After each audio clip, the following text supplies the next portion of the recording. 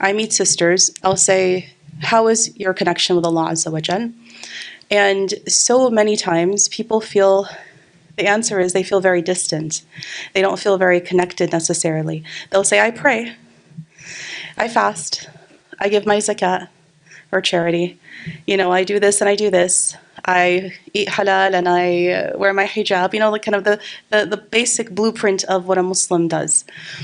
But in terms of a direct connection with Allah Azza wa Jal, where you feel like you're very much connected, where you're actually talking to Allah. You know, I always say to people, part of really getting over that emotional block and talking directly to Allah Azza wa Jal is being able to freestyle your dua.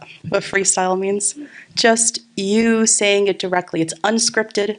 It's not written anywhere. You're not reading it from anything. You're literally talking to Allah directly. Please, Dr. Rania, make dua for me. I'm trying to raise my children Muslim and to pray, but I don't have any support from my husband. He doesn't pray and he's not interested in trying.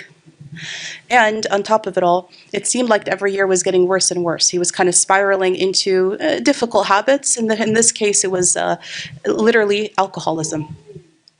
And she said to me, how do you convince children to pray and to keep up that fard that Allah has asked us to when there's literally not just someone not praying, but openly sinning in front of us? Hard. It was very hard. You could see the struggle. And I kept giving her advice and saying the thing I would hear my teacher say very often: never, ever, ever downplay the power of dua. Do everything you possibly can. And we go through things, 1, 2, 3. These are things you can do.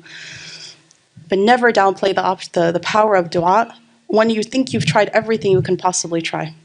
And she said, oh, I have to tell you, I need dua. And I thought, I'm going to hear the same story that I've been hearing for many years.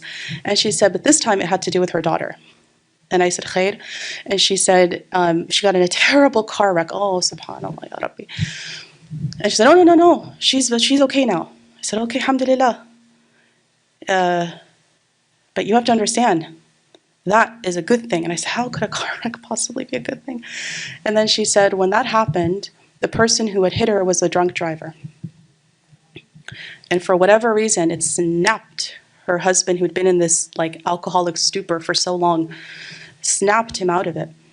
And when you know somebody who's been drinking for a long time, you can't just sort of cold turkey very easily. You cannot. SubhanAllah, it takes time. But this man, cold turkey. And then she points over there where the masjid was, and she goes, he's there. And I was like, he's there?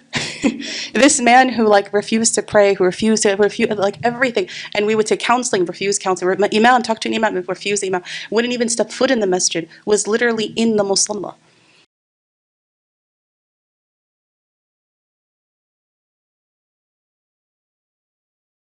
Even when you feel like a person, you're going to give up on them, don't, because Allah doesn't give up on us.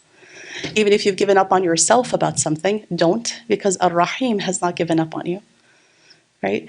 And even if you feel like your sins are mountains, there is nothing mountainous to Allah Azza wa Jal. Do you see what I'm saying? Calling Him by His names helps remove these blocks that we sometimes impose onto ourselves that He Azza wa Jal hasn't imposed onto us. He didn't put that.